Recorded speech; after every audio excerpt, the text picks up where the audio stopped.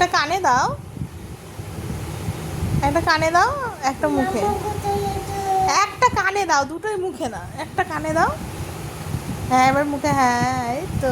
একটা কথা বলো, একটা কথা বলো।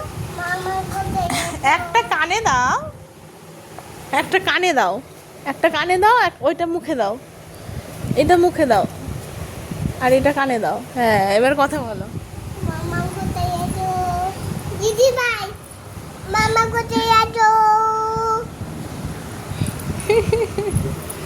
আটাই মাথায় এই নাও, বসো, বসে বসে হ্যালো হ্যালো করো। মামা কোথায় আছো? মামা কোথায় আছো? আমরা যখন ছোট ছিলাম তখন আমরা দেশলাইয়ের বাক্স নিয়ে এরকম হ্যালো হ্যালো খেলতাম।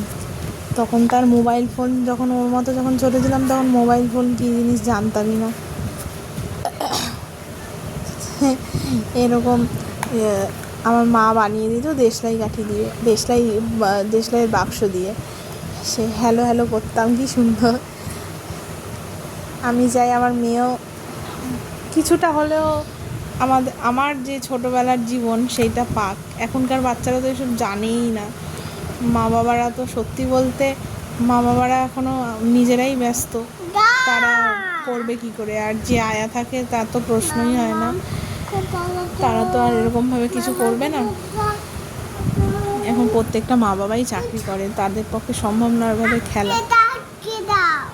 এটা আটকে দেবো, ও মামা।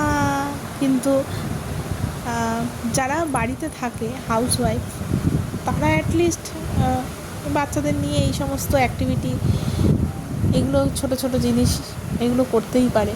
বাচ্চারাও আনন্দ পাবে নতুন জিনিস নিয়ে খেলতে, মামা করে না। ওরাও বেশ আগ্রহী হবে এইসবে। আর সত্যি বলতে মোবাইল থেকে দূরে থাকবে, মোবাইলটা তো অনেকটাই অ্যাট্রাকশনের জায়গা। তো এই সব অ্যাক্টিভিটি করলে, এইসব শেখালে। এটা দিয়ে দাও আমাকে, এটা দিয়ে দাও, গলার মধ্যে পেঁচিয়ে যাবে, দাও। করে না শোনা।